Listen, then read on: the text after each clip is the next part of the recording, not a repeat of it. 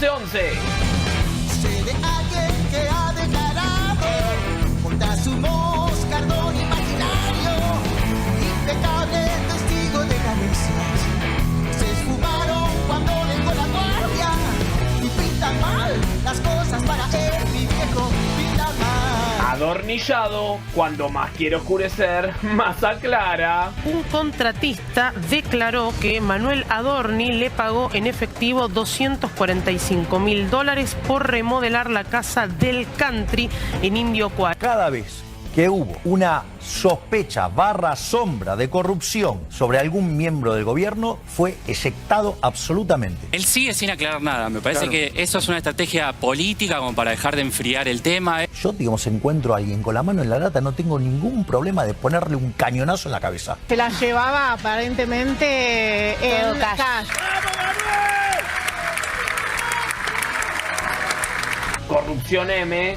Se abrió la caja de Pandora y apareció Núcleo Eléctrica. Ese economista brillante y mejor ser humano que es el doctor Damian Reidel. Obviously, the problem with this area is that it's populated by the Argentinians. Denuncian a Damian Reidel, Luis Toto Caputo y Manuel Adorni por malversación de fondos públicos. Los gastos de las tarjetas corporativas de Núcleo Eléctrica. Discotecas en Madrid, servicios de playa en Valencia. Que recordemos es una empresa que el gobierno quiere privatizar. Hay 2.400 despidos anunciados en Núcleo Eléctrica. Casas de ropa en el extranjero, restaurantes y hoteles en distintas partes del mundo. Y en el interín, Botán Galperín. Como jubilada no puedo vivir. Sí. Yo tengo que pagar los remedios, tengo que pagar todo. Sí, y no te alcanza. ¿De qué trabajó? No me gusta pedirle a mis hijos. Claro. ¿De qué trabajaste?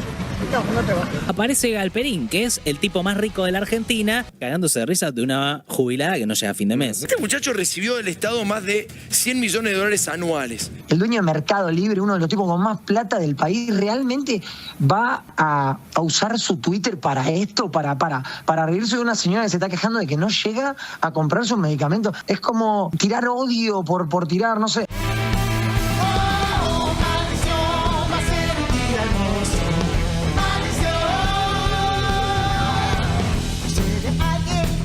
Su aventura a pagar los platos rotos de la gira.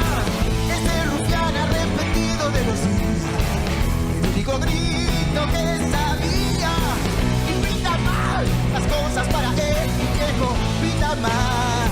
La Argentina post-desastre de Milei, los desafíos del peronismo. ¿Cómo interpretás la interna Cristina Axel? Esos niveles de enfrentamiento a nosotros nos desconciertan y nos duelen bastante. No nos puede pasar que logremos una expresión electoral que pueda ganar las elecciones y después tengamos dificultades para gobernar. Por eso un frente por un frente no tiene sentido. No. Claro, no, está bien. ¿Otra vez?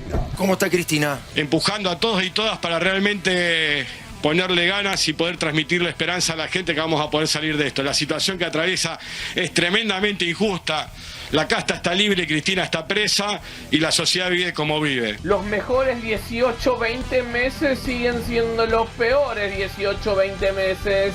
5,1% fue la caída de marzo de 2026 contra marzo de 2025. No sé ya qué bolsillo va a aguantar. El comunicado de AETA, iba a haber aumento de tarifas para mayo, ya confirmado. Discusión en el sector textil. Italia tiene salarios más altos que nosotros y sin embargo tiene industria textil. Compiten por diseño. Hace todo en China, Italia. ¿De qué mierda me hablas? Hace todo en China, Italia. Está dejando la gente en la calle como acá. Ya no rompe empresas. Directamente rompe sectores. Lo voté. Lo digo claramente, lo voté. Milei no va a tener mi voto. No lo votaría nunca más, ni aunque sea la única boleta que haya en el cuarto oscuro. La discusión es si estamos mejor o no que en el gobierno anterior, y estamos peor. Sí, con Cristina estábamos mejor. Tenemos que tener gobierno peronista porque en realidad con los peronistas estamos mejor. Maldición, ha sido un día hermoso. Los apodos del 86. El Tata, el Kaiser, el Cabezón, el Negro, el Gringo, el Checho, Pelucio. ¡Oh! Es la Wokra, estamos jugando contra la Wokra. Ganamos el mundial y vamos a las paritarias todos juntos, ¿viste? Con el Diego.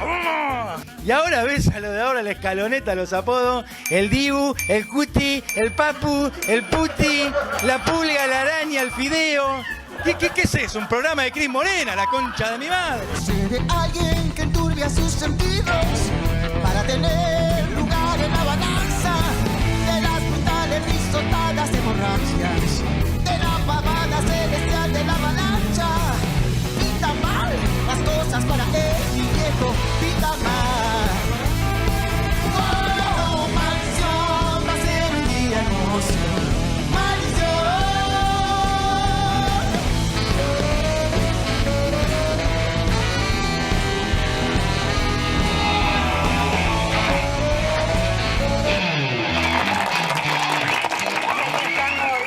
¿Cómo les va? Buen comienzo de semana, arranca 11-11, el programa que tiene el mejor equipo, los mejores informes y los mejores invitados. ¿Cómo le va, señor? Bienvenido, Hernán Vierenza. Hernán, periodista, escritor, politólogo, presentando libro. Presentando libro, exactamente. ¿Cómo va? Bienvenido. Bien, muy bien, muy bien. Gracias Contento. por venir. Gracias por la invitación. Decíamos que has pasado por mejores momentos que esta etapa. He tenido décadas mejores. Vos sos un quejoso, Brienza. Sí, totalmente. Eso es verdad, ¿eh? ¿Eso es cierto? Eso es verdad, eso. No, bueno, pero en este momento quizás tengas algo de razón. Sí, creo que como la mayoría de los argentinos estamos viviendo los peores momentos económicos y sociales de los últimos, por lo menos, yo diría 20 años y no más, ¿no? Digo, para mí estamos peor que en el 2001, pero bueno, por varias razones. Porque en el 2001 uno tenía la sensación de que rompiendo la convertibilidad la economía se iba para arriba y hoy no está claro que alguien pueda ofrecer una salida rápida para los próximos años, ¿no? Y además el plantel político del 2001 era un plantel que tenía Alfonsín, que tenía Duhalde, que tenía Kirchner, que tenía Reutemann, que tenía De la Sota, que tenía varios jugadores de peso pesado en los distintos partidos políticos, ¿no? Hoy eso no se vislumbra una clase política con capacidad de generar un cordón sanitario que le ponga un poco de freno a esta irracionalidad y a esta, yo diría, peligrosidad en los discursos de Milei, ¿no? Yo siempre digo que para mí el discurso del 1 de marzo de este año de Milei fue el discurso más peligroso que pronunció un presidente democrático en la Argentina. Ese discurso lleno de insultos, ¿verdad? No solamente por los insultos, sino porque lo que dijo que inmoral, corrupto y delincuente son aquellos que no piensan como yo, aquellos que piensan que el Estado tiene que recaudar impuestos, ¿no? Y eso no es uno podría decir, hay actos delictivos, como podrían ser la corrupción, pero si uno es corrupto porque cree que el Estado tiene que intervenir en la economía, o uno es un inmoral o uno es un delincuente porque cree que el Estado tiene que intervenir en la economía, a mí me da la impresión de que estamos hablando de otro tipo de escala en la pérdida de la libertad de pensar o de hablar en el espacio público, ¿no? Sí, y yo mientras te escuchaba pensaba también, más allá de todo lo que estás diciendo, con lo que yo personalmente acuerdo, sumarle también el plus de la crueldad, ¿no? Porque me parece que este gobierno además lo que tiene es como cierto regocijo en el maltrato y en el que no importa de qué manera, hay una celebración de que la gente la está pasando mal. Exactamente, hay cierto recorte en lugares en donde uno nunca hubiera pensado que se iba a recortar, como puede ser la discapacidad o como puede lo ser... que veíamos de Galperín, que responde al gobierno de alguna manera riéndose de un jubilado que no llega a fin de mes o no puede comprar un Hubiera sido medicamento, impensable, ¿no? Hace poquito, hace 2 años, 3 años, mira para atrás y no hubo color de gobierno que se animara a eso. Sí, yo creo que es una planificación de la crueldad. Es una planificación, así como es una planificación de la miseria, es una planificación de la crueldad. Pero solo una palabra de lo que dijo Hernán, que seguramente vamos a ampliar, pero el tema de la moral, el propio Milei habla de la moral como política de Estado, ¿no? Cuando son completamente amorales, no les importa destruir jubilados, discapacitados. ¿Cuál sería la moral, ¿no?, que defienden? Claro, hablamos de amoralidad y vamos a asociar libremente a Dorni. Pero no tiene nada que ver. No, nada que ver. Cualquier parecido. Pero éramos pocos y ahora parecen cascadas. ¿Podés creer? Adornillado, cuando más quiere oscurecer, más aclara.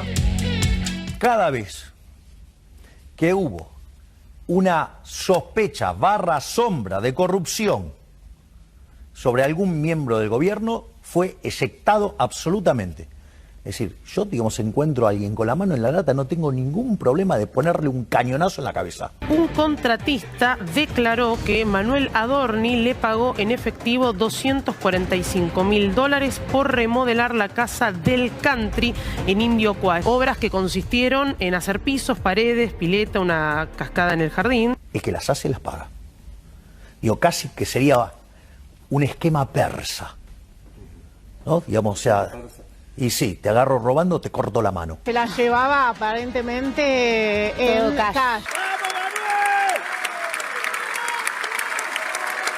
No tengo ningún problema de ponerle un cañonazo en la cabeza. Te agarro robando, te corto la mano. Le quería preguntar por qué cree que le respondió a la sociedad si no informó prácticamente nada sobre su situación o las dudas sobre su patrimonio. Todo lo que respecta a las explicaciones sí fueron dadas el 29, de hecho dediqué buena parte del final del informe de gestión a hablar de todas las causas. Él sigue sin aclarar nada, me parece que eso es una estrategia política como para dejar de enfriar el tema. Él no quiere aclarar nada sobre los departamentos que estuvo comprando, sobre los viajes. En relación a mis viajes personales, mi patrimonio y el carácter de mis declaraciones juradas, reitero una vez más los puntos que ya aclaré el miércoles en mi informe, en mi extenso informe de gestión. No se trataron de viajes financiados por terceros ni de obsequios de ningún tipo. Un viaje de Manuel Adorni al Yao Yao, a Bariloche, con su familia. Es un hotel de muchísimo nivel, tiene suite de muchísimo nivel. El presidente lo que nos pidió fue lógica, austeridad y razonabilidad. ¿Cuántos días pasó? 4 días. 4 días, con la FLIA. Con la familia, exactamente. Un gasto total entre vuelos, excursiones, alguna salidita a cenar, 9 millones. Tal vez algunos lugares no revisten el carácter de... históricamente de carácter de austeridad. Todos esos gastos fueron pagados vía tarjeta, cash, quizás fueron regalos. Que no pagó nada Adorni en los 5 días del Yao Yao. Es el dueño del Yao Yao. Eduardo Elstein. A regalarle cosas al gobierno, o sea, a incurrir en el delito de dádiva. Es lo que está investigando la justicia teniendo en cuenta que lo pagó 4 meses después. ¿Por qué él, teniendo un salario de poquito más de 3 millones, podía gastar en un viaje 9? Creo que en 1 año y medio es lo único que hice. Irme 4 días con mis nenes. ¿Por qué se ocultaron los viajes a Aruba, a Punta del Este, a Bariloche también otro viaje? He afrontado yo mismo los pagos de todos los viajes que realicé con mi familia y que únicamente se circunscribieron a vacaciones personales y de mi círculo familiar, los que jamás estuvieron ocultos para nadie. Creo que en 1 año y medio es lo único que hice. Irme 4 días con mis nenes. Los que jamás estuvieron ocultos para nadie. Si es real o falso que utilizan fondos públicos, como sea autos oficiales o seguridad oficial, no solo para usted en su horario laboral, sino también extendido y también para su esposa. Su esposa usa esta custodia para ir a la manicura o para ir reiteradas veces a la fernetería, un bar de moda que está en el barrio de Palermo. A las 4 de la mañana la policía la tiene que esperar y volver a traer a su casa. La extensa jornada en el Congreso Nacional quedó, digamos, más claro que nunca porque esa seguridad es legítima cuando cierto diputado casi que hizo una confesión de que están espiando, en este caso, a la esposa del jefe de gabinete que vengo a ser yo. La respuesta de Adorni no fue Tailade, sos un mentiroso. Fue Tailade, me estás espiando. Están espiando, en este caso, a la esposa del jefe de gabinete. Con lo cual está reconociendo que lo que dije es verdad. Adorni era el cancherito del aula, era el pedante, era el soberbio que con poder ajeno maltrataba a la gente. Partamos de la base que apenas sos un periodista. Mirá, vos efectivamente tenés un problema de escucha. No seas irrespetuoso, no, digo, pero, porque vamos a terminar está bien, pero estuvimos no contestándote ninguna pregunta. Porque viste que está el canchero, pero que se la vale por sí mismo. Pero está el canchero, que es amigo del grandote, y es el Adorni. el soberbio, el pedante, el cancherito. Y ese canchero es el que le decía a la gente todas las mañanas: hay que bancarse el esfuerzo, hay que transicionar, hay que esperar, hay que esperar. Y la gente, como vos decís, viaja en Constitución, no llega a fin de mes, le cuesta con el salario, se encuentra con este tipo que sigue siendo pedante, que sigue siendo canchero y no rinde cuenta. Manuel Adorni, ¿lo tiene? No, no lo quiero ni ver. ¿No lo quiere ver? No. ¿Usted creía en aquel Javier Milei que venía antes de ganar la elección y tal vez cuando le ganó también que iba a sacar la casta, que iba a estar ¿Lo creyó? Sí, lo creí yo. ¿Y ahora? No, ahora no lo quiero más. Somos muy agradecidos a todos los argentinos que todos los días con esperanza se levantan para ir a trabajar. No se lo puede votar más esto. Hay que sacarlo. Hay que sacarlo. ¿Tiene que renunciar? Tiene que renunciar. Entendiendo que efectivamente estamos haciendo todo lo que hay que hacer para que todos estemos mejor.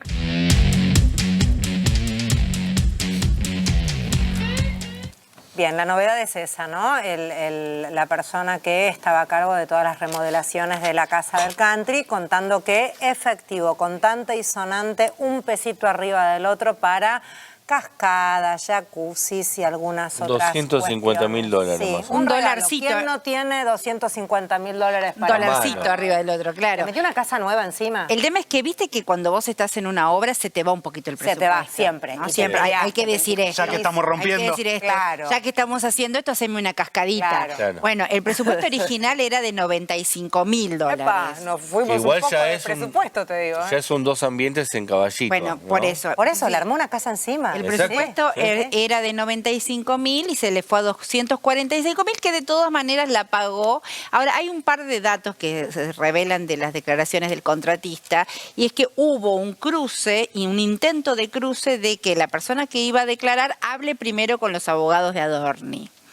O sea, para el contratista. Del contratista, para ver si necesitaba asesora algo. Le dijeron, en la empresa le dijeron, no. Ni se te ocurre. Andá y decí toda la verdad, dijeron. Y el hombre fue y dijo toda la verdad. Ahora, Presentó en Excel. sí, claro. Sí, están pidiendo ahora papeles más formales de Entregó los su contables, teléfono. de las facturas. Entregó su Sí, pero teléfono. Están pidiendo facturas. Y Claro. es lógico, está bien. O sea, está perfecto. En el caso de que haya habido intercambio registrado, pero le entregó su teléfono para que vea todos los intercambios. Un dato, yo pensaba, mientras Adorni miraba su cascada, ¿no? Y cómo cae el agua sobre su pileta. Imagínate, ¿no? Esa escena, sos Adorni y estás mirando, tendrá luces también la pileta. Es hipnótica la cascada. Tendrá luces, ¿no? Habrá estado mirando la pileta iluminada. Mientras eso Mirándola que nada, guarda, pensando. que tiene que haber un Buda seguro. Sí. En algún Seguro. lado, si Sí. buscas, tenés un Buda. Y el agua lo tranquilizaba. Sí, claro. Bueno, a los argentinos le va como contaba Brienza recién, ¿no? Y entonces yo pensaba, hoy, porque dos datos, de hoy, solo de hoy. Ahí viene y te caga la cena. No, Yo ya te aviso, el agua de la dale, cascada. dale. Dos datos. Hoy se reglamentó el decreto producido de la reforma laboral por el cual, ¿se acuerdan cuando Bullrich decía va a salir 70% más baratos la barata de trabajadores para tomar trabajo? Que supuestamente esto es para incentivar el trabajo. Bueno, efectivamente salió el decreto, se reglamentó el decreto que baja los aportes patronales y de obras sociales de los trabajadores nuevos, monotributistas, o sea, esto de que si te vas a poder jubilar algún día, olvídate. O sea, los empresarios no van a tener la obligación de hacer los aportes que te hacían. Se reducen a nuevos trabajadores, se reducen muchísimo, olvídate. Por y eso otra, se riega el Perín, ¿no? Y se ríe de claro, que Endeavor, todos los de Claro. Endeavor, que son como la guía de los tecnotech, millonarios, etcétera. Otra rápida, la última. Hoy también están en riesgo los hospitales universitarios. La atención de los hospitales universitarios, esto uno lo dice de alguna manera que no querramos todos pegarnos un corchazo en 2 minutos, pero efectivamente es muy dramático. El Hospital Roffo, por ejemplo, que es un hospital de excelencia oncológica, está en riesgo porque dependen de la ley de financiamiento universitario que el gobierno no quiere pagar. Todo eso ocurría solo hoy, ¿no? Mientras y el aumento del 12% de transporte le podemos sí, sumar, también, ¿no? agrégalo. Y mientras escuchamos cómo cada uno hace lo que quiere con su dinero y la climatización de la pileta es importantísima. Yo les quiero repasar algunas cosas que están en el Excel. Este muchacho, el contratista, lo llamarían en Estados Unidos. El contratista en francés. Sí, el contractor que va a la justicia y cuenta todo esto. También es importante aclarar, lo de la cascada y todo eso, no es que el hombre lo dijo en un TikTok, fue a la justicia a declarar y si hubiese mentido sería punible con cárcel. Declaró como testimonio. Claro. De hecho, hay imágenes de la cascada ya. Sí. Conocen. El hombre presenta el Excel, esto lo publica Irina Hauser. El Excel es larguísimo, tiene un montón de ítems, donde desglosa qué significa cada uno de los montos que llevan a los $245.000. Ahí está. Yo les voy a leer solamente los que a mí me dan más risa. Este es el criterio periodístico que voy a aplicar. Cascada, $3.500. Todo es en dólares, señor. ¿$3.500 en una cascada? Sí, yo pensé que salía más, igual. Césped Parque. Bueno, está bien. $1.320. Bueno, o sea, es un montón. Luces Bet, que no sé qué es Luces Bet. Las luces Bet salen $1.000. Después hay algo que es LED Biblioteca 5 metros más fuente. No sé a qué se refiere, pero sale $95. Después tenemos, esto para mí es lo más grasa, mersa, pónganle el adjetivo. ¿Más que la cascada? No, esto es mucho peor. Ok.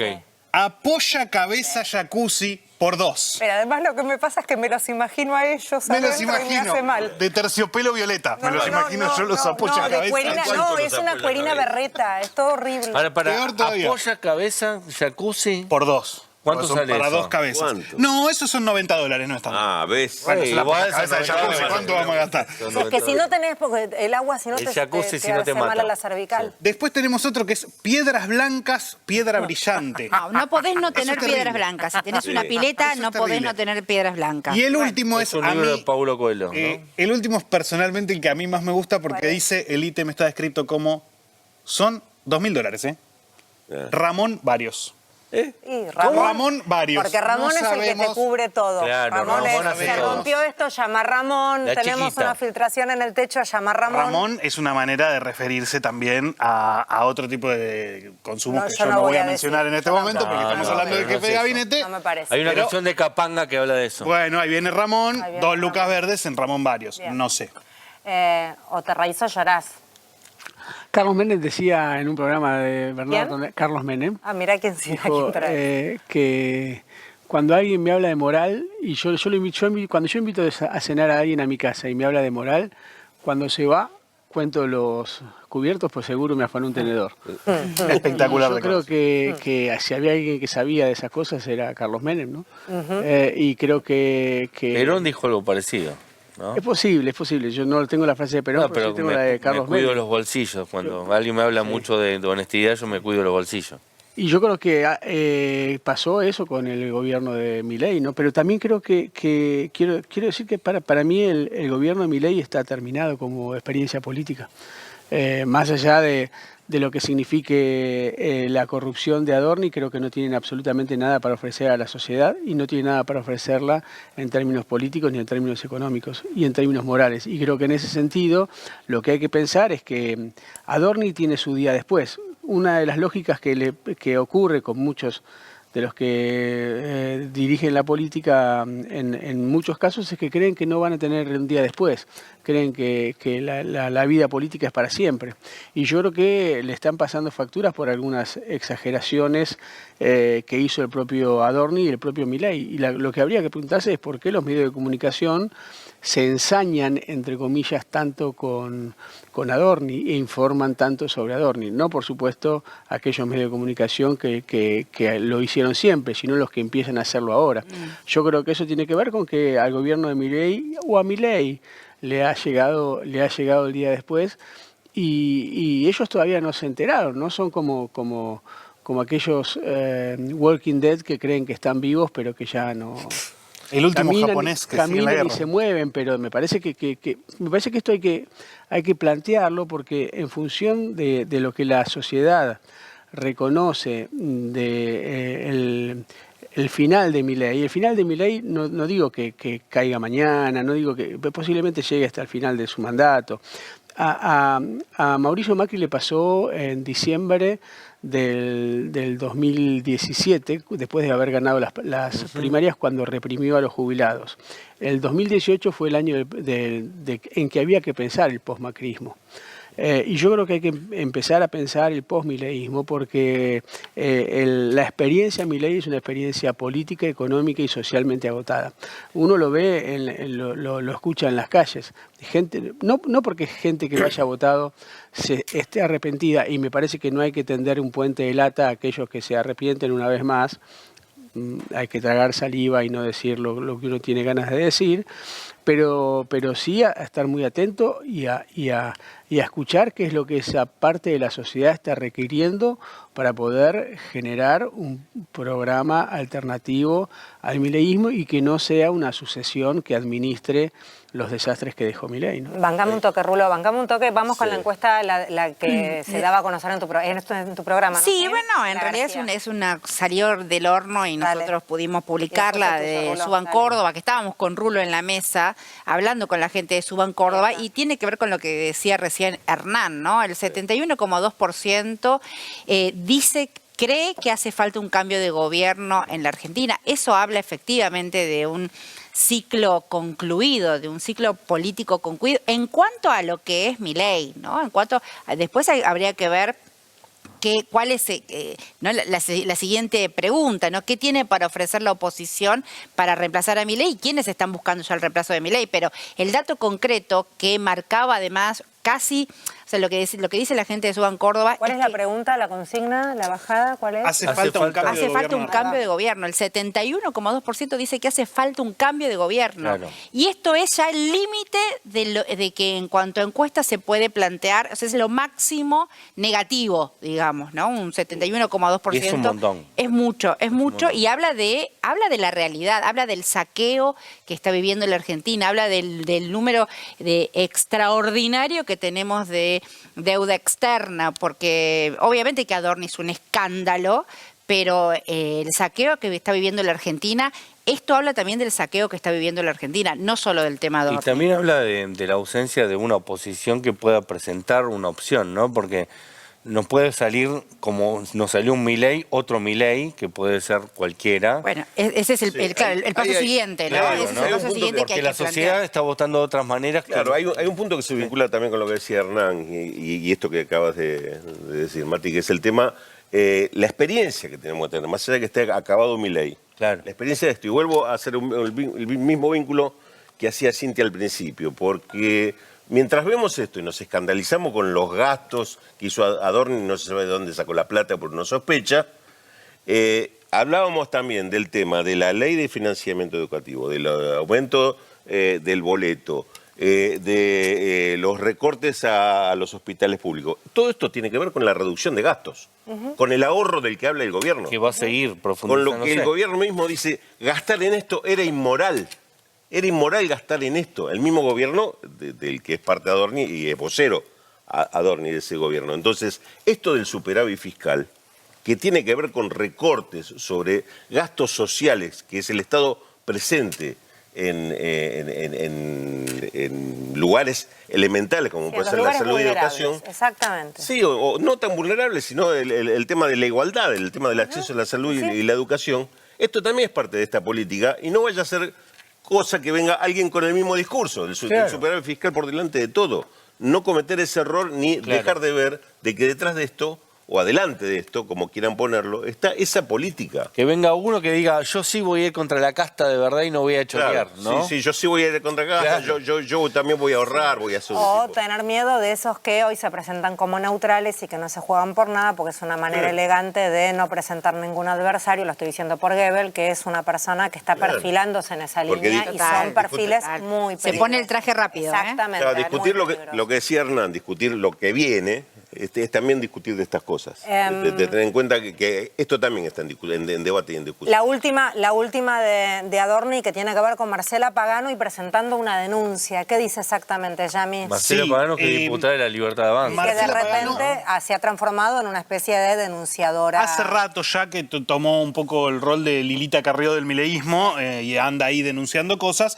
Marcela Pagano lo que hizo concretamente fue solicitar la detención de Manuel Adorni. ¿La detención? La detención inmediata de Manuel Adorni. Sí, ¿Por qué? Porque cuando el contratista va a declarar hoy, cuenta que En días previos se contactó gente de Adorni para decirle, mira, vas a ir a declarar, fíjate lo que vas a decir, te podemos ayudar, te damos una mano para armar la declaración, qué sé yo.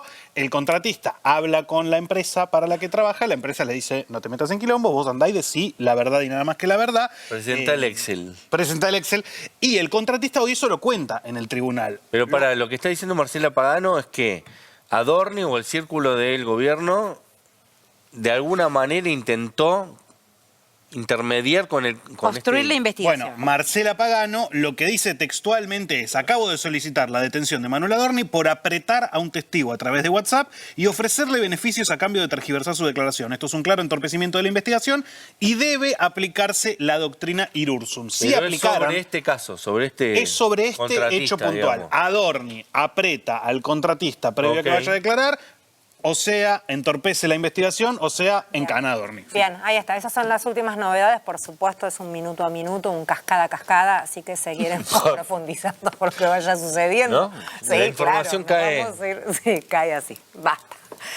Vamos con Nucleoeléctrica. ¿Nucleoeléctrica digo bien? Sí. ¿Quién me explica qué es Nucleoeléctrica? Yo. Para, Rulo. a ver, Mira, dale, Rulo, Rulito, tuyo.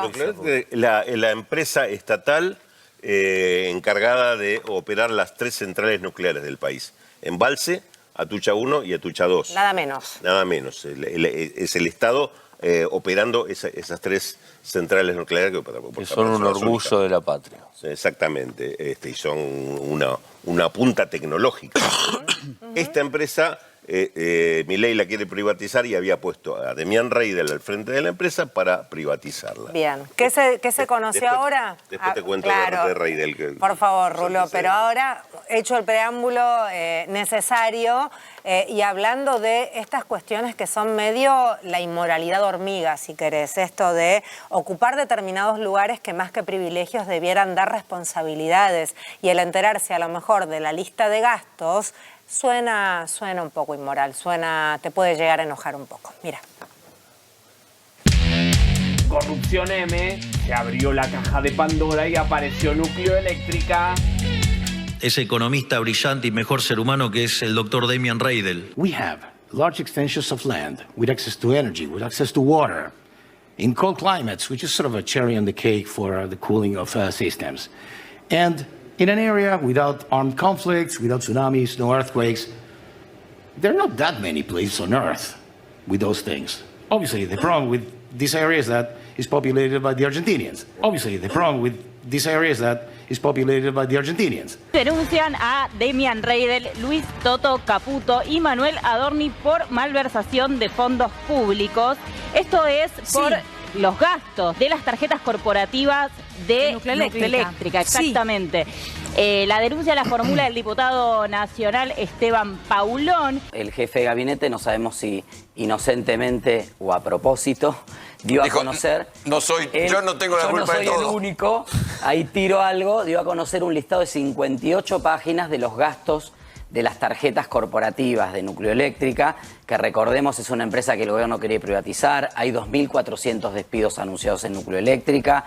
Se supone que era una cueva de acomodados. Resulta que todos los directivos que nombró este gobierno iban a los encuentros internacionales y hacían gastos personales. Esto es espectacular. Lo que está pasando hoy es épico. Entre los consumos que aparecen en la cuenta están discotecas en Madrid, servicios de playa en Valencia. Cada recorte en el Estado es más prosperidad futura para los argentinos. Peluquerías, free shops, casas de ropa en el extranjero, restaurantes y hoteles en distintas partes del mundo. Y acá el trabajo de Demian Reidel es muy importante. Era un viva la pepa, ¿no?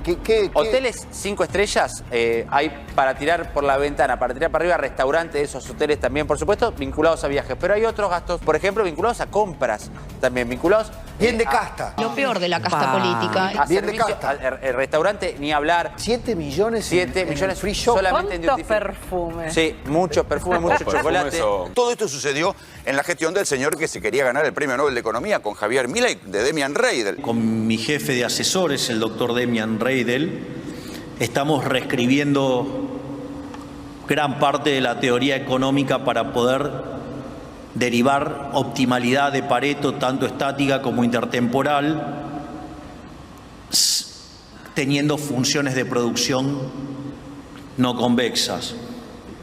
Es decir, que si nos termina de salir bien, probablemente me den el Nobel de Economía junto a Demian, pero eso es parte de otra historia. Si bien se sabía que había gastos inconsistentes en la gestión de Reidel, que es lo que llevó a que lo echaran, recordemos que se dio una situación muy particular. Reidel, cuando ingresa a Nuclearélectrica Argentina, iba muy poco, pero hace unas licitaciones para ingresar unas empresas de limpieza y de mantenimiento que tienen un desorbitante presupuesto, o sea, donde claramente había sobreprecios en esas licitaciones, y en ese mismo periodo Reidel logra cancelar deudas que tenía por más de 800 millones de pesos. Curiosamente. Ese economista brillante y mejor ser humano que es el doctor Demian Reidel. Te dan una tarjeta o te dan dinero para que puedas representar a la Argentina en el mundo. Tenés que tener, bueno, un compromiso ético con lo que estás haciendo. Hablo ni más ni menos de la moral como política de Estado. Cuando llegan al sector público, gastan la nuestra en estas cosas. Entonces, la verdad, es una cachetada que los tipos vayan por el mundo, o en la Argentina misma, ¿no? Yendo a comprarse perfumes, ropa con nuestro dinero. Probablemente me den el Nobel de Economía junto a Demian.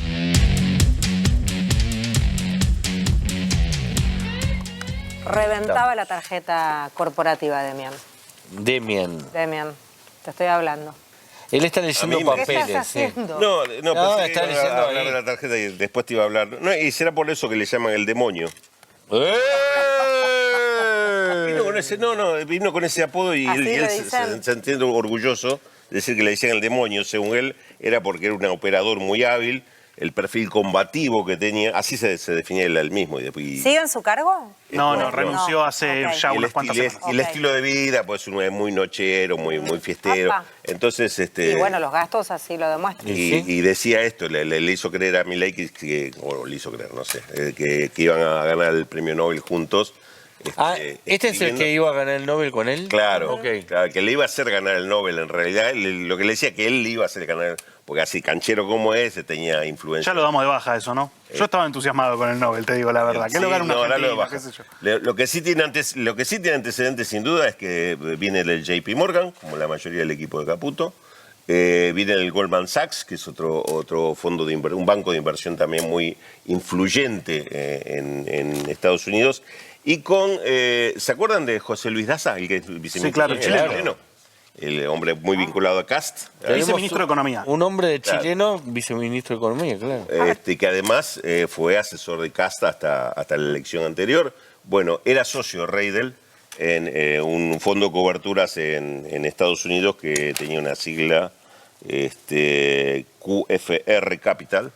Mirá qué lindo todo. Parece un programa de Pergolini. O sea, se dedicaban al negocio de la especulación financiera. Ahora, Rulo, yo te pregunto, respecto a lo que estamos viendo, Nuclearélectrica, siendo que es una empresa que no cualquier país del mundo desarrolla tecnología nuclear. Exactamente. Y que es un orgullo para la Argentina que tengamos ese desarrollo tecnológico. Sí. Para mí lo más escandaloso es que se esté pensando en privatizarlo. Y que pongas al frente a un tipo que no tiene la más mínima idea de todo lo que acabas de decir, que es un orgullo para Argentina. O sea, era dicho por los profesionales y científicos de Nuclearélectrica. Pusieron un tipo que no tiene ni idea de esto. Por suerte lo reemplazaron por otro que tiene menos idea con él, que es Diego Chaer, que lo conoce, pues pasó por la televisión pública al inicio de la gestión de Milei. No, retomo un poco eso, sobre la privatización de Nuclearélectrica, porque el dato de si gastó la tarjeta corporativa, los escándalos se van a suceder, lo hemos dicho aquí, esto es raspar, ¿no? O sea, vos haces la raspadita, ¿vieron como el juego de la raspadita? Sí. Bueno, haces una raspadita y te vas... Sale y te va a salir un adorni, un gasto en un viaje, alguien que se sube a un avión, y si seguimos buscando vamos a seguir encontrando. Ahora, un poco lo que decía Hernán con respecto a a la escena 1 de marzo y el discurso presidencial y el modelo corrupto, ¿no? Porque el ciclo Milei estará acabado, pero Sturzenegger, Caputo, Bullrich, Macri mismo, los que se están poniendo el traje para sucederlo, están ahí, ¿no? Sí, queriendo continuar el saqueo, quizás. Y siguen gobernando muchos de esos. Sí, sobre todo porque a mí me da la impresión que la pregunta que hay que hacerse es ¿por qué la sociedad se preocupa más por $6.000 gastados en el free shop que por la privatización de las empresas termonucleares? Exacto. Esa es la gran pregunta. Esa es la pregunta. Esa es la pregunta.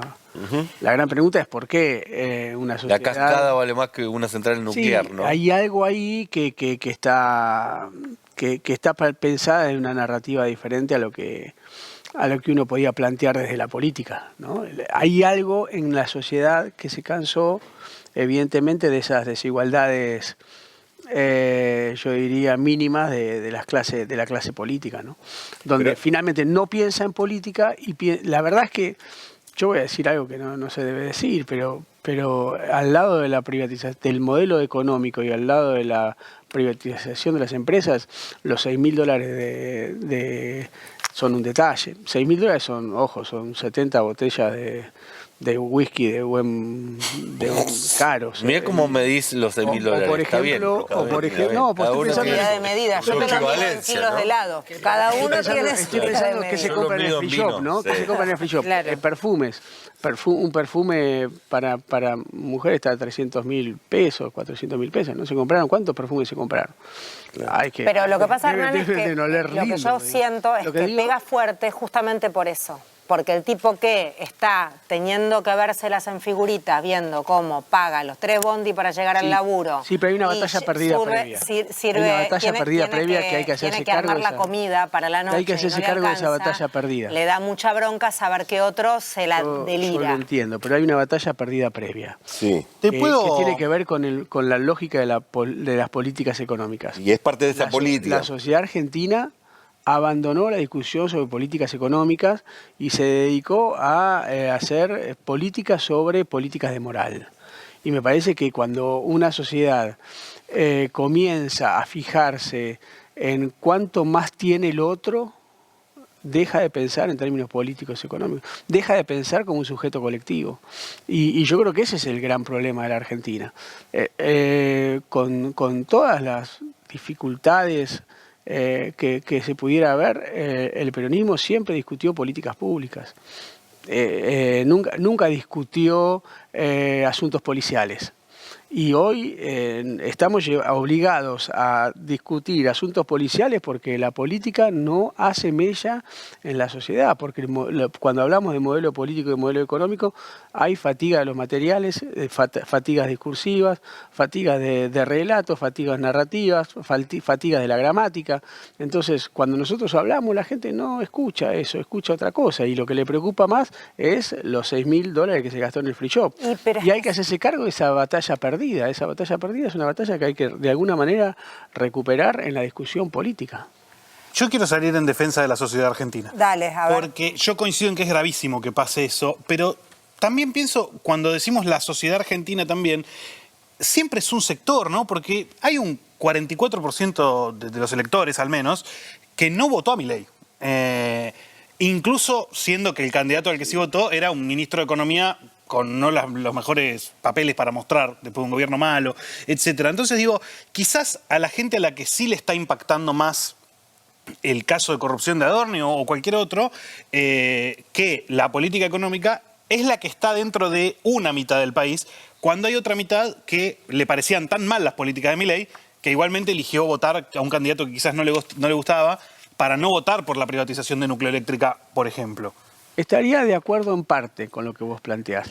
Yo no estoy tan seguro que el 44% de la población también crea que es menos importante lo de los $6.000, porque vos fíjate que la comunicación política de los sectores ligados al peronismo están hablando de los $6.000 de Rey en el free shop, no están hablando del modelo económico. Y yo entiendo que hablar del modelo económico del modelo económico y político es un problema en sí mismo, porque no te está generando rédito político, no te está ayudando a acumular políticamente para tu propio beneficio. No genera engagement. Entonces es un problema, porque cuando vos discutís cosas que están fundamentadas en qué hacer con la Argentina de hoy o de mañana, la gente no te escucha, y a veces ni siquiera te escuchan los propios, que están enganchados en discusiones que son más pedestres, si se quiere. Pero pregunta, Hernán, sobre eso, perdón, Fede, político económico. Pero siempre me hago una pregunta y te la pregunto a vos. ¿No fue siempre más o menos así? ¿Uno no confía más en su representante? Digo, de este tipo de cosas se encarga la política y yo te voto porque confío en vos. Digo, cuando votabas a Cristina no estabas pensando en hacer Atucha 2. Que se encargue la representante. Sí, pero Cristina hablaba de Atucha 2 y hablaba de política económica. Esa era la diferencia. La diferencia es que Cristina hablaba de política económica, la mayoría de los políticos que seguían a Cristina hablaban de política económica, y en los medios de comunicación se hablaba de política económica. Esa era la gran diferencia. Yo creo que el problema es que hoy no se está hablando de política económica, salvo algunos sectores, y esos sectores además están siendo, yo te diría, marginados justamente por hablar de política económica. Esa es la problemática. Bien. Hablamos de política económica, hablamos de consecuencias, y hablamos del aquí y ahora, vamos a la economía. La Argentina post-desastre de Milei, los desafíos del peronismo.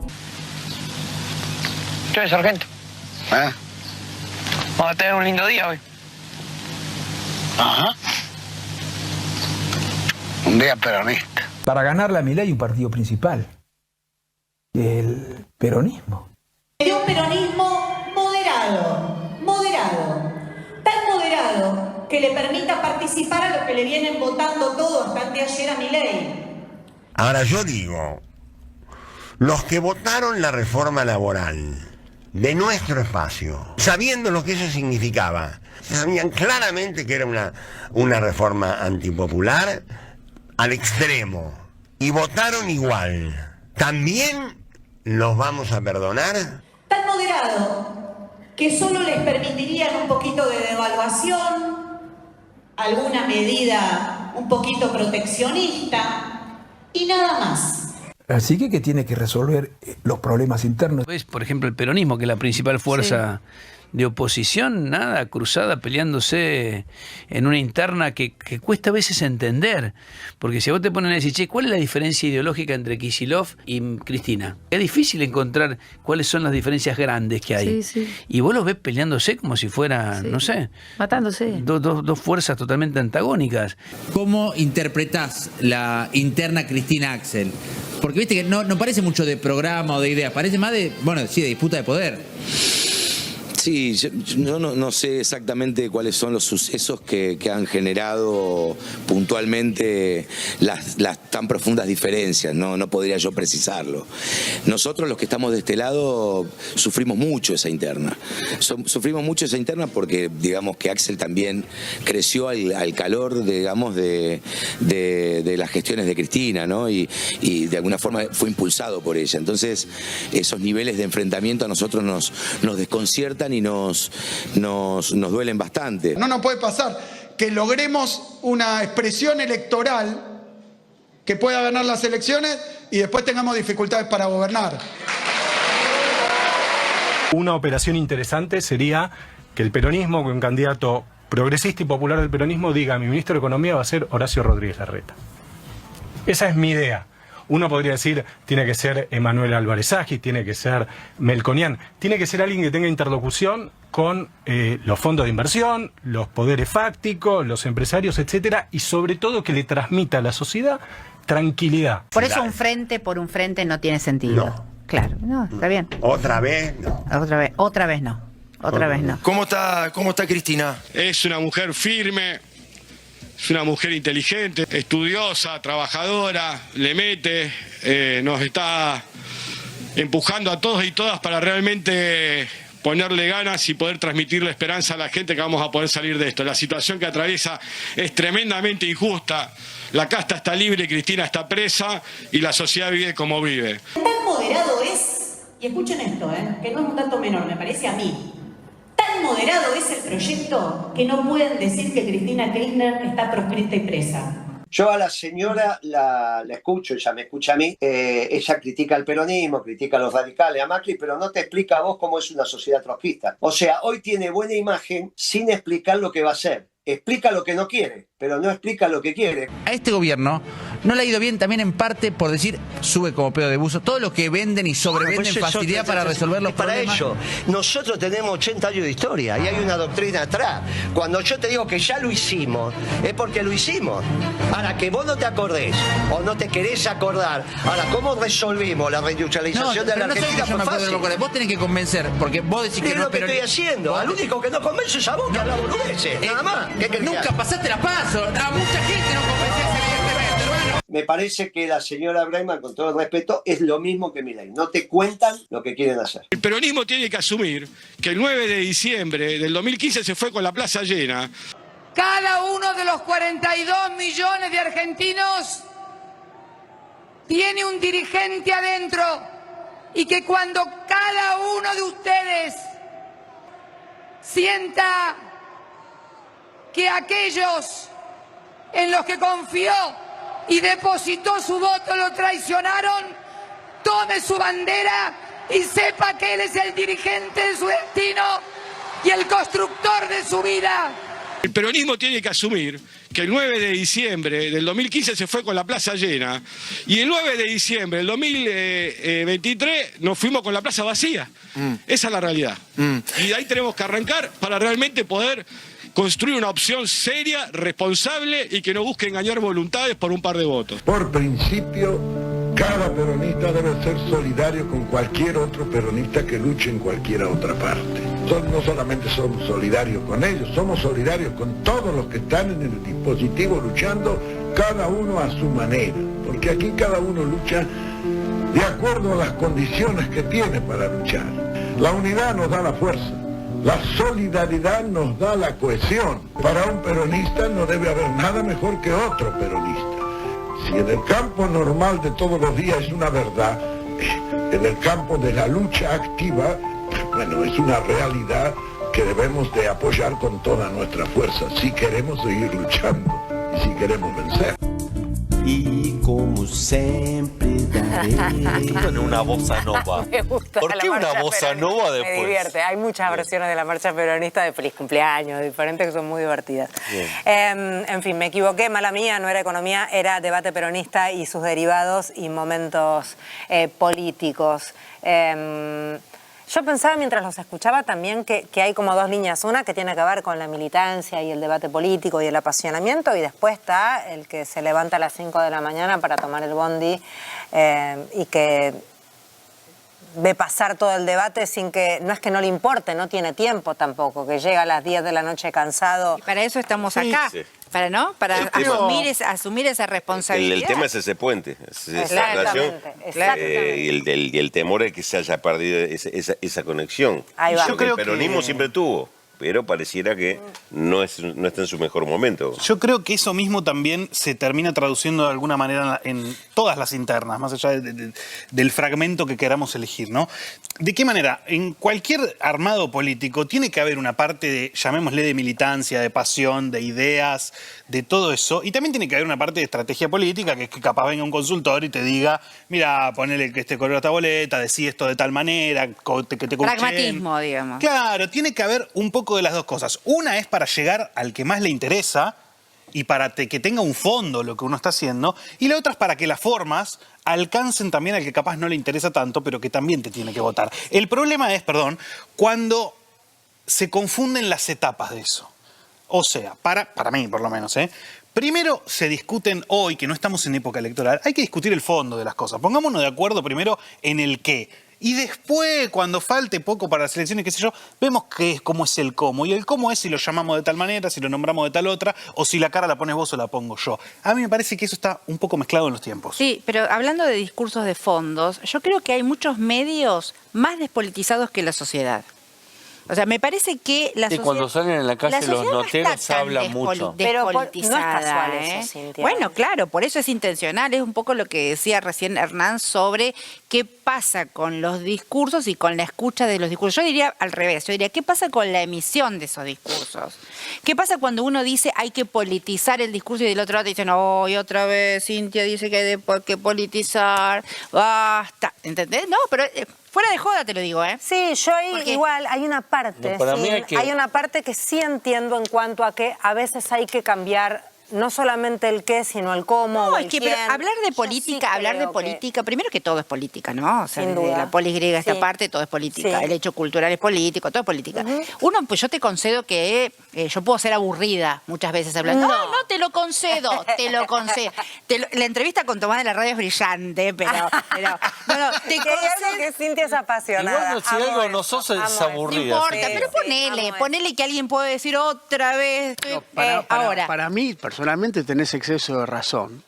¿Exceso? Es algo que le pasa a los trotskistas. Me lo dicen mis ex, eso. Es lo que le pasa a los trotskistas. Tienen tanta razón, pero a veces las cosas no son. ¿Qué querés ganar o tener razón? Sería. ¿Viste? El exceso de razón es cuando una persona, como Hegel, digamos, tiene tanta razón que se equivoque, se olvida de cómo es el mundo. Digo, no te lo digo a vos, pero se lo digo a los trotskistas. Gracias, Hernán, gracias. Todos tenemos en algún momento exceso de razón. No, a mí no me ofendés con me ofendés diciéndome trosca, pero todo bien. No lo dije. Chiste. No. ¿Cómo la ves vos, Hernán?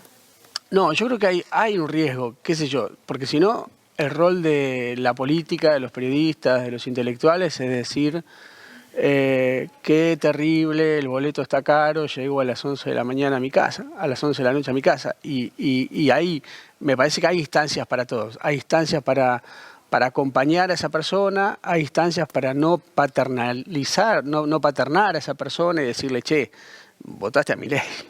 Está todo bien que llegues a las 11 de la noche a tu casa, pero votaste a Milei. La próxima vez, pensala. Digo, hay instancias para pensar la comunicación en términos de segmentar hacia el enojo o el escándalo de corrupción. Hay lugares donde me parece que se tienen que pensar otras cosas y discutir otras cosas. Y a mí me parece que con el peronismo lo que pasa es que bueno, hace unos años escribí un libro que se llamaba ¿Para qué sirvió el peronismo? Y que hablaba un poquito de hay una crisis en el peronismo que uno puede resolverla pateando la pelota afuera, pero que el peronismo tiene que volver a explicar qué significa la justicia social, qué significa la soberanía política, qué significa la independencia económica en un mundo que ya no es ni siquiera el mundo del 2015 y ni siquiera el mundo del 2023. Y el peronismo tiene que hacerse cargo que el regreso tan esperado del 2019 no fue como la gente lo deseó y quizá por eso la gente dijo, más sí, hago F5 y voto cualquiera. Pero hay que hacerse cargo de ese regreso, porque ese regreso es un regreso del peronismo. Uno puede decir, yo fui funcionario, así que no me voy de ese gobierno. No voy a decir, yo no estuve. Fue una persona parecida. No sos Ramón Díaz. Fue mi mano, yo no fui, fue mi mano. ¿No? ¿Qué hacías vos? ¿Qué cargo tenías? Fui titular del INCAP, del Instituto Nacional de Capacitación Política. Entonces, pero además el peronismo tiene que pensar qué significa la industrialización en un momento en el cual la inteligencia artificial y la tecnologización va a dejar sin trabajo a miles de personas. Tiene que pensar que quizás el industrialismo ya no genere los puestos de trabajo que nosotros creemos que va a generar. Hay que pensar que el peronismo dentro de una soberanía política con estados-nación que son atravesados por grandes corporaciones o grupos financieros que son inmanejables. Hay que pensar qué significa la independencia económica con grandes potencias complementarias o competitivas. Hay que pensar muchísimas cosas respecto del peronismo para ver hacia qué peronismo. Pensar que el peronismo se resuelve. Pero también hay que hablar somos las 20 de las 20. Hernán. Sí, pero si vos no sabes a dónde vas, no le puedes hablar a la gente. Eso lo entiendo, pero la dirigencia política parece que está distanciada a veces de la problemática. Hablarle a la gente es fácil. Bueno, no lo están haciendo. Si es fácil, ¿sabes lo que eso es marketing político. Si es fácil que lo haga, pero ¿saben lo que es difícil? Lo difícil es escuchar a la gente. Claro, eso sí. Este es el problema. Hablar de marketing, hablar a la gente lo haces haciendo marketing político. Pero si vos no sabes a dónde vas. Todo eso lo entiendo, pero la dirigencia también le tiene que hablar a la gente. Pero es que la dirigencia, si le hable a la gente, le hable vacía. a la gente? No, que, ¿qué va a hacer la dirigencia? A ver, y estoy preocupado porque no puedes tomarte un bondi, porque tu jubilación no te alcanza. Todo eso no está dado en la dirigencia peronista. Eso lo podés resolver una vez que sepas qué vas a hacer. ¿Qué vas a hacer? Porque si vos no sabés qué vas a hacer, le podés decir a la gente, ¿sabés qué? Voy a ir en contra de la casta, voy a ir en contra de la casta y basta de robo y vamos a... Digo, hay un montón de frases que le pueden hablar a la gente y que pueden ser complacientes con la gente. El problema es que, ¿qué va a hacer el peronismo más que hablarle a la gente? El peronismo tiene una gran capacidad para hablarle a la gente cuando quiere hablarle a la gente. El problema es que el peronismo no sabe qué hacer. Eso es verdad. Entonces, al no saber qué hacer, por mucho que le hable a la gente, si no sabe qué hacer, pero no digo que no sabe qué hacer, no sabe qué hacer en términos existenciales, no sabe qué hacer en los próximos 20 años con la Argentina, pero porque posiblemente nadie lo sepa. Digo, pero ahí hay un problema, digo, no se resuelve diciendo hablemosle a la gente o escuchemos a la gente. Entonces nos sentamos, escuchamos al vecino y el vecino dice, no, que no llego a fin de mes. Entonces vos vas y le decís, ay, te prometo que conmigo vas a llegar a fin de mes. ¿Y cómo lo haces? Digo, si no sabes, vos sos dirigente político, o sos dirigente comunicacional, o sos dirigente intelectual, tenés la obligación de... Vos después comunicás como quieras, pero pensarlo antes. Y el problema es que me parece que el peronismo no está pensando eso, no está pensando si el peronismo va a tener un modelo más ligado al kirchnerismo del 2003 o el 2015, si va a tener un modelo ligado a un... peronismo más moderado, si va a ser un peronismo bonaerense, si va a ser un peronismo cordobés. El peronismo es mucho más que un promedio. Digamos, no, pero lo que digo... El tema es que se está discutiendo eso, pero se está discutiendo en tribus por separado y el peronismo no tiene una forma de aglutinar eso y discutirlo. Obviamente que escuchar a la gente es para decirle, bueno, a ver, a partir de ahí que arrancamos, hacia dónde vamos, porque también es válido. De paso, recordemos, tu libro se llama ¿Para qué sirvió el peronismo? Vos lo decías en pasado. Sí, dije, ¿para qué sirvió el peronismo? No, yo creo que si vamos a hablar en serio sobre el peronismo, podemos estar diciendo un montón de cosas. Yo creo que sí, sí hay un peronismo que sabe hacia dónde va. Lo que pasa es que no termina de hablar con la verdad, ¿no? Porque el peronismo, el peronismo que empieza, que propone una política de gobierno donde el principal argumento es que haya superávit fiscal, bueno, ¿no? ¿Cuál es la lectura de eso? Ese peronismo quiere seguir haciendo el mileísmo, pero más controlado, ¿no? El peronismo que dice que hay que derechizar el escenario electoral, bueno, ¿no? O sea, ya sabemos, ya pasó, ya lo hicimos, eso es lo que charlábamos con Tomada. El Máximo Kirchner el otro día decía, otra vez un frente, ya nos pasó un frente, entonces ¿para qué? Entonces, con exceso de razón, quizás, diría Hernán, no, con exceso de razón, yo digo que hay un peronismo que no se mira a sí mismo proscripto. O sea, y esto es un dato gravísimo sobre ese peronismo. Un peronismo que dice, no, Cristina está proscripta, no el peronismo. Ese peronismo es el que lleva en sí el gen del fracaso. Me parece a mí porque ya hubo en la historia del peronismo un peronismo sin Perón, ¿no? Entonces, me parece que ahí hay una discusión muy honesta que hay que dar, muy central que hay que dar sobre cómo el peronismo sale, el peronismo y más allá, ¿no? Yo diría el campo nacional y popular, sale de esta crisis no solo con escuchas, con una claridad conceptual. Para mí, si vos me preguntás qué, que yo no soy nadie, ¿no? Pero digo, si estamos analizando qué tiene que responder el peronismo, es una, cómo sale de su propia proscripción, y otra, a quién va a enfrentar. Porque no hay salida política en la Argentina sin un proyecto político que enfrente y afecte los intereses de quienes los están afectando a los trabajadores ahora.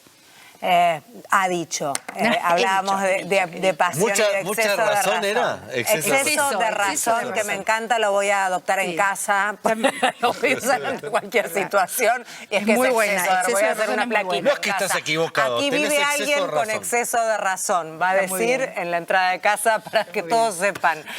Hablamos un poco de cultura y hablamos de lo que extrañamos, esas películas que también te obligan a pensar, a revisar, a agarrar un libro, a preguntarte cómo era eso que te cuentan en esa historia que dicen que pasó. Embarcarse en una película nacional es además encontrarnos, ver tu identidad. Y vaya si lo hizo Camila. Camila para muchos de nosotros es el símbolo de aprender historia y también de embarcarse en una historia que estaba de un amor prohibido, que termina de una manera tan trágica y tan bellamente trágica, si eso se puede y si a veces se puede. Y el otro día Hernán, en otra charla, hablaba de unitarios federales y de cómo se aprende a través de, en este caso, el cine. Camila. La conmovedora película Camila, otro ejemplo de la historia oficial. Camila es una película que uno la ve y yo me acuerdo que entré a la secundaria odiando a los federales, porque a mí me daba pena lo que le habían hecho a Camila. Es que eso es hegemonía. Claro. Eso es hegemonía cultural.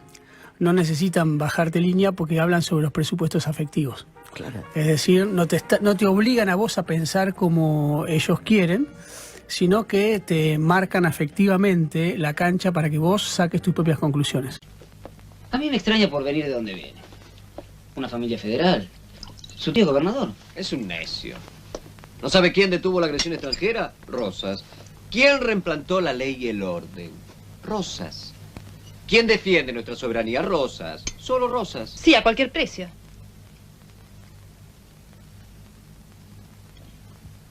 ¿Qué dijiste, Camila? Nada. Nada. Come, Camila.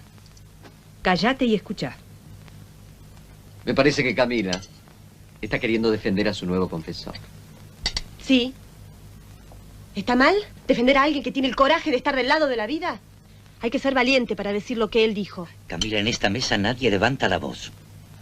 Retírese. Camila O'Gorman nació para escandalizar a su época. Nieta de una mujer que fue amante del virrey. Hija de una familia aristocrática. Amó a un hombre que no podía amar, porque era cura. Pero el escándalo llegó hasta Buenos Aires. Y llegó también a oídos de Rosas, el gobernador. La iglesia y hasta el propio padre de Camila pedían castigo. Y el castigo llegó. Fueron condenados a muerte. Ladislao, ¿estás ahí? A tu lado, Camila. ¡Armas al hombro! ¡Apunte!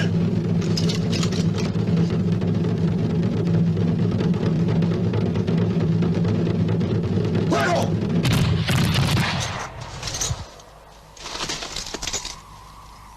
¡Ladislao! ¡Ladislao! ¡Atención, pelotón! ¡Carguen armas! ¡Armas al hombro! ¡Apunten!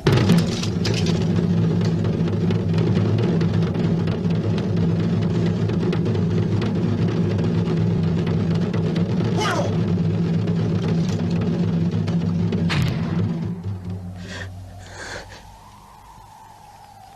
¡Fuego!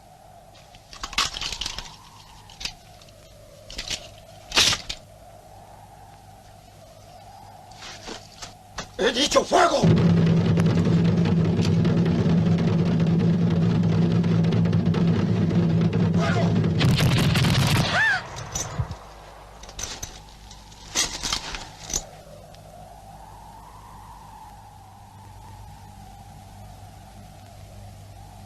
Ladislao, ¿estás ahí? A tu lado, Camila.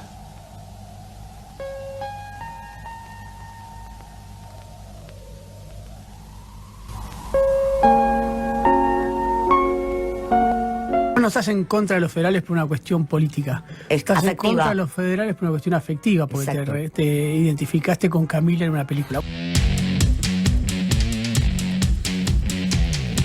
película dirigida por María Luisa Bember del 84. Si no la viste, búscala y mírala, porque de verdad es, además de esas películas que para toda una generación implicaba el asomarse después de los años de censura, de la dictadura en la democracia, a un cine distinto. La primera película, película que nominada al Oscar en la República Argentina de todos los tiempos. Y además dirigido por una mujer que tampoco era tan habitual que las mujeres dirigieran cine, la Bember, un emblema de nuestra cultura.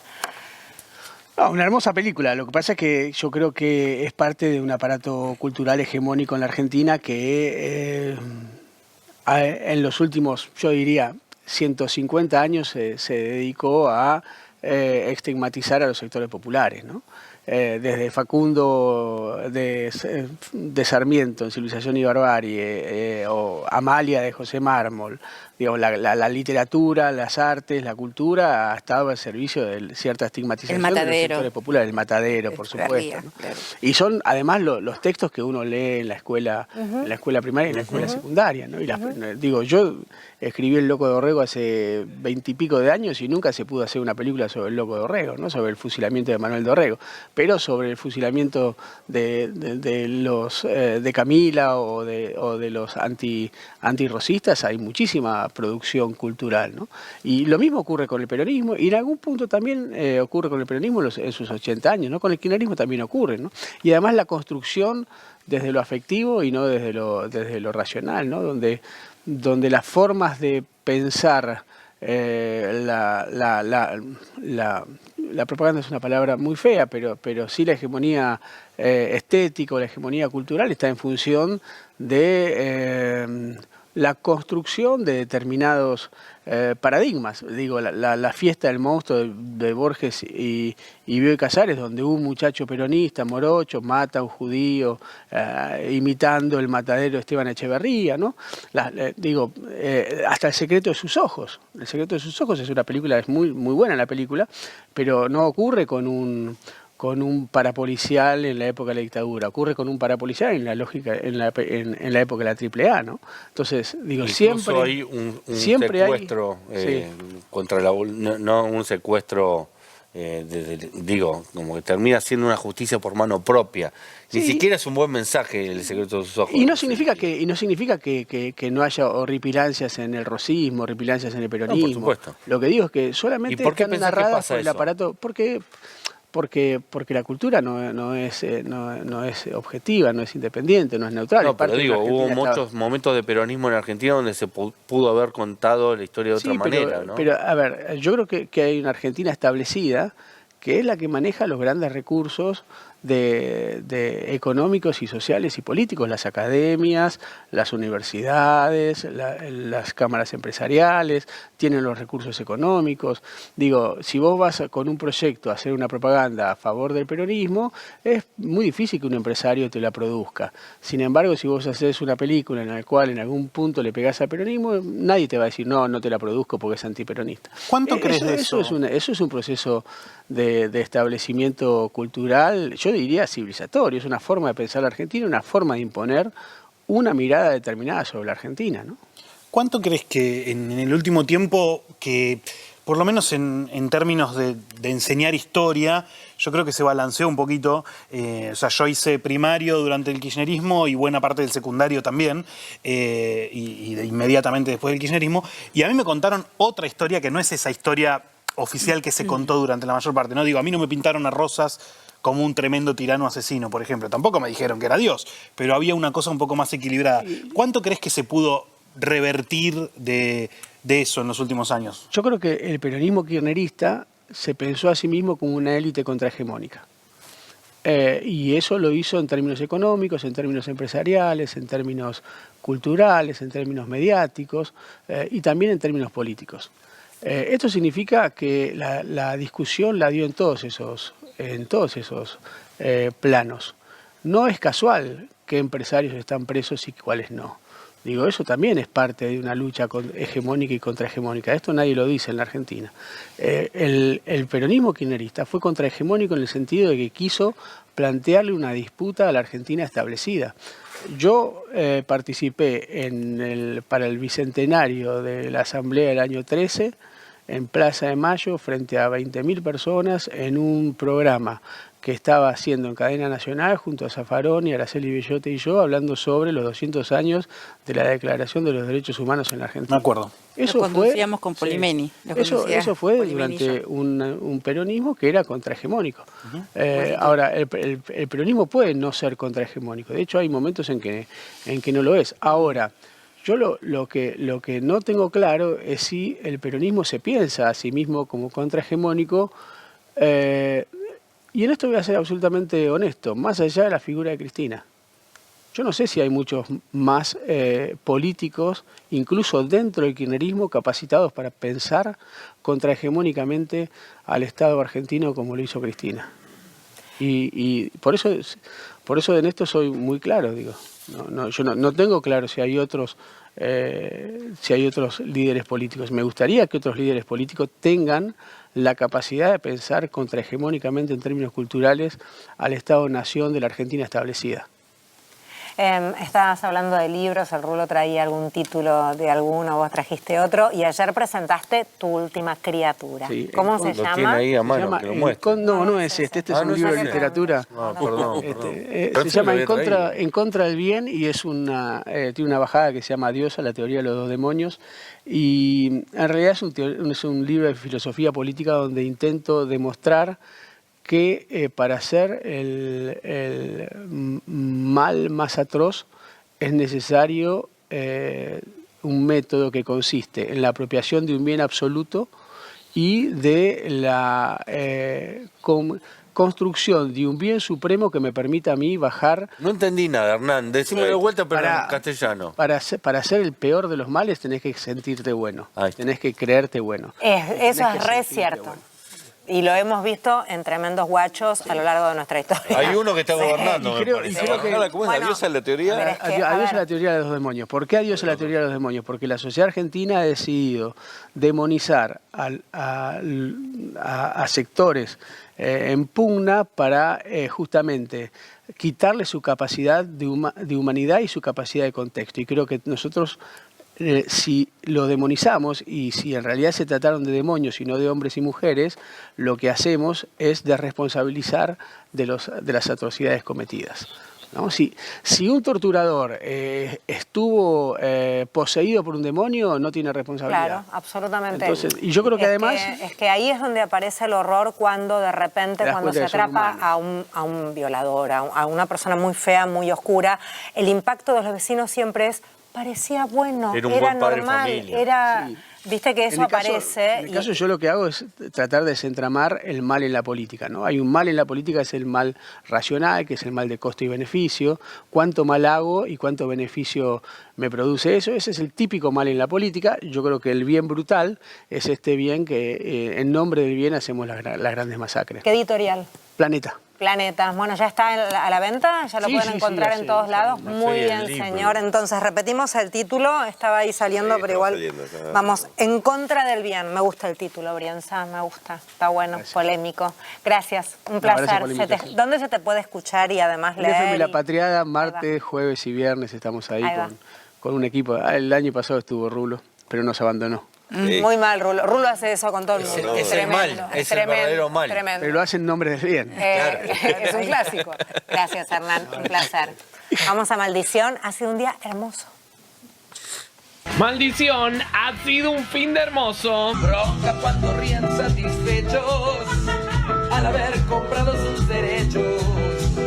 Bronca cuando se hacen moralistas y entran a correr a los artistas. Lo pusieron de Ortelli. Lo que el kirchnerismo no se animó, lo que ni siquiera Cristina se animó, lo que... mirá que Cristina ha maltratado al periodismo. No a este nivel. No a este nivel. Y lo escuchará algún militante libertario y dirá, no se odia tanto a los periodistas, qué sé yo. Bueno, digan lo que quieran. La dejaron a Cristina chiquitita. Felicitaciones, muchachos. Felicitaciones. Han dejado a Cristina como la condesa de Chikov. La IA tiene más corazón que Milei. Estoy preocupado. ¿Por qué? Una encuesta midió a nuevos outsiders para el 2027, ganó un empresario y segundo quedó un conductor famoso. Ey, boludo. el outsider. Salí segundo.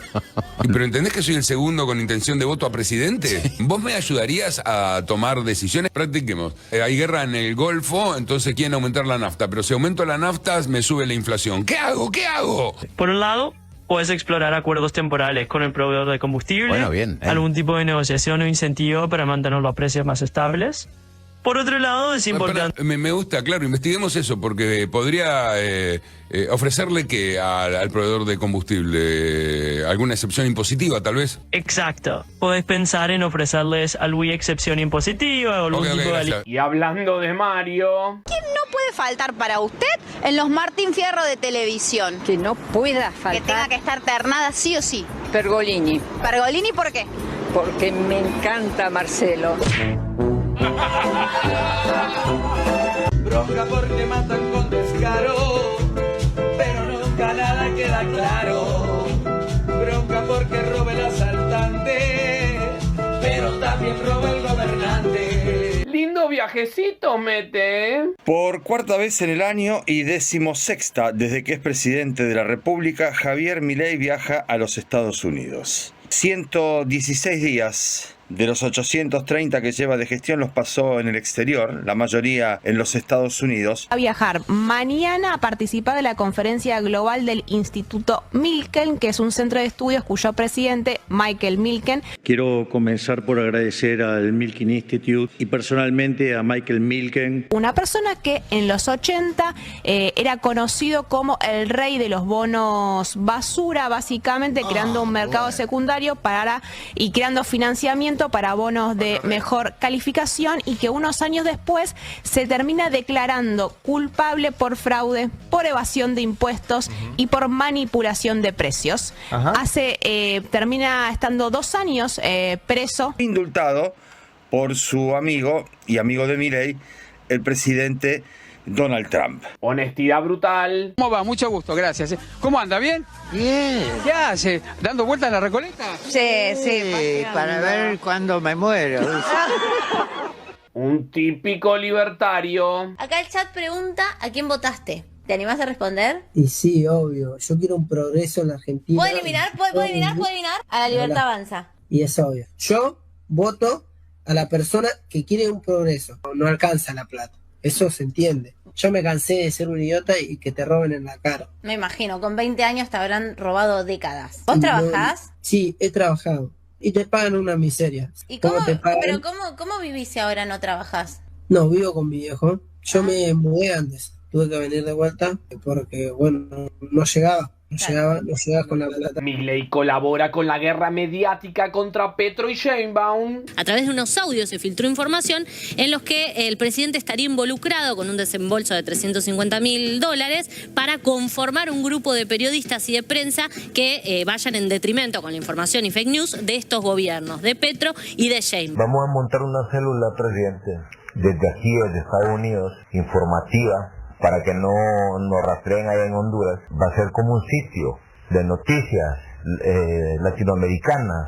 Estuve en una llamada con el presidente Javier Milei y fue exitosa, muy buena. Y yo creo que en este punto podemos hacer cosas grandes para toda Latinoamérica. Se vienen unos expedientes contra México, se vienen unos expedientes contra Colombia, y lo más importante, contra Honduras, en este caso contra la familia Zelaya. Pudimos hablar con Javier Milei y él está apoyando con $350.000 también. La grieta de los apodos. Los de la escaloneta son muy cristalitos los pibes de ahora, ¿viste? Vamos a comparar 86 con 2022. Los apodos del 86. El Tata, el Kaiser, el Cabezón, el Negro, el Gringo, el Checho, el Vasco, Pelusa, el Bocha, el Chino, Burro. Y vos decís, ¡oh! Es la Wokra, que estamos jugando contra la Wokra, boludo. ¡Oh!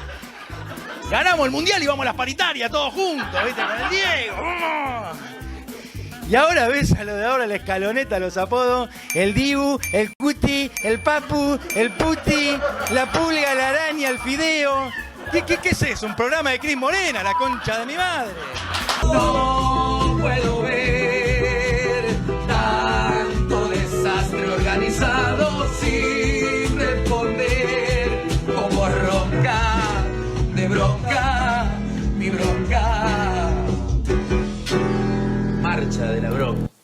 Bien, algo de lo que ha sucedido por estos días.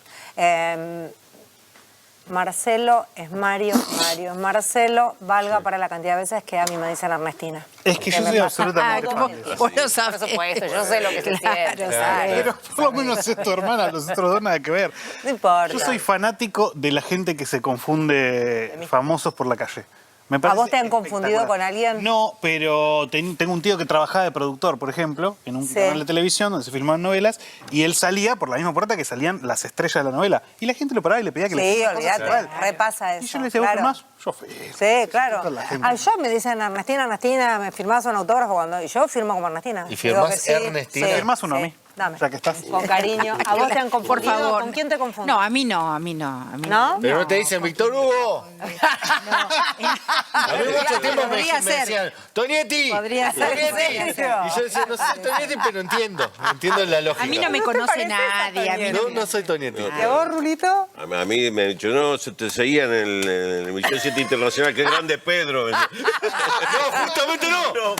Claro, se complicó un poquito. Aguante enormemente, mira cómo sigo, hago como que no se dijo, el móvil de Robertito y el señor que estaba dando la vuelta en el cementerio de la Recoleta con la cuidadora y viendo ya por si se moría rápidamente, viendo se va a mudar, dónde se va a acomodar. ¿Viste cuando vos te tenés que claro, mudar? Que recorres el barrio. Para buscar un alquiler, Muy bueno, bien, él es un alquiler, porque lo bancamos. para siempre vamos a estar ahí. Una línea nomás que Milei va a dar una charla en el instituto. ¿Qué es eso? Es un estafador.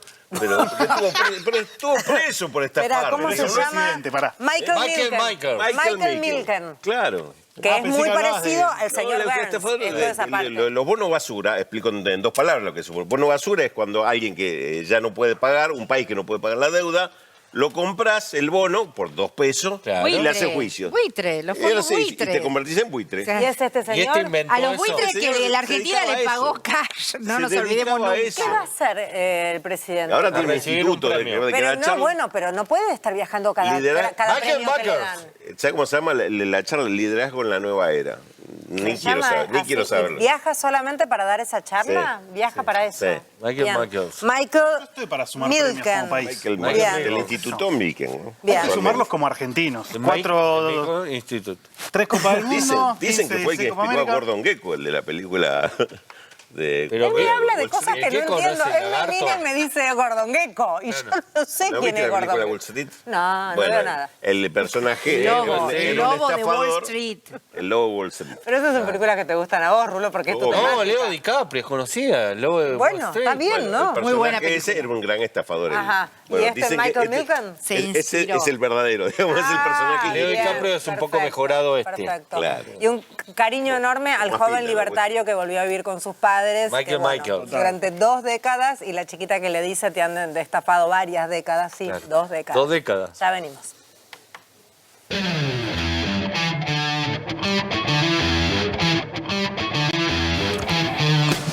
A ver, algunas cuestiones cortitas que fueron quedando y que tienen que ver con el rebote en redes a partir de las cascadas y, en fin, todo lo que vamos con las piedras brillantes, las luces, todo. Hay un horno caro también, uno que empieza con T. Sí, el tema de la cascada quedó y va a quedar como el deslomarse. Miremos primero lo de Victoria Villarruel. Hay un usuario de Twitter, X, que hace 3 días dice: cumplo el 3 de mayo, solo espero el mensaje de Victoria Villarruel saludándome, qué sé yo. ¿Por qué solo espera eso, pobrecito? Porque será fan de Victoria Villarruel, esta persona. Claro, y hoy es fan de lo que puede. Claro, hoy es 3 de mayo y le contesta la mismísima vicepresidenta de la Nación, Victoria Villarruel: feliz cumpleaños atrasado, que tengas una cascada de éxitos este año. Una guacha. La verdad que acá me sacó el sombrero. ¿Le dice atrasado al pibe? Sí, claro. Le dice atrasado por el cumpleaños. ¿Atrasado? Porque hoy es 4 de mayo. Estaba esperando, no le dice eso. Estaba, estar esperando el momento para que te caiga alguna y poder aprovechar ahí para que te metí el dedito. Y uno más, que es el señor Turco García, que la verdad que como jugador de fútbol, yo no lo quiero porque era de Racing, pero como tuitero está en un gran momento, dice el Turco García: una cascada en el jardín de su casa y después el cabeza soy yo. Y la verdad que tiene razón. Ni 2 como yo. Amo la autorreferencia. referencia del Turco, que le deben haber dicho barbaridades toda la vida y hace referencia y uso de eso. Te queremos, Turco. Me gustó ese tuit. ¿Terminamos? Ahora sí. ¿Estamos? Sí, cuando digan. ¿Cómo era? Apasionante. No, ¿cómo era? Exceso de razón. Exceso de razón. Me encanta. Cerralo todo. Sí, vamos a hacer una remera que diga tenemos exceso de razón. Así es. Ahí está el Diegui, allí está Wada, allí está David. Estamos todos. El resumen listo para informarte y nosotros mañana, excedidos de razones, hacemos nuevamente 11-11. Chau.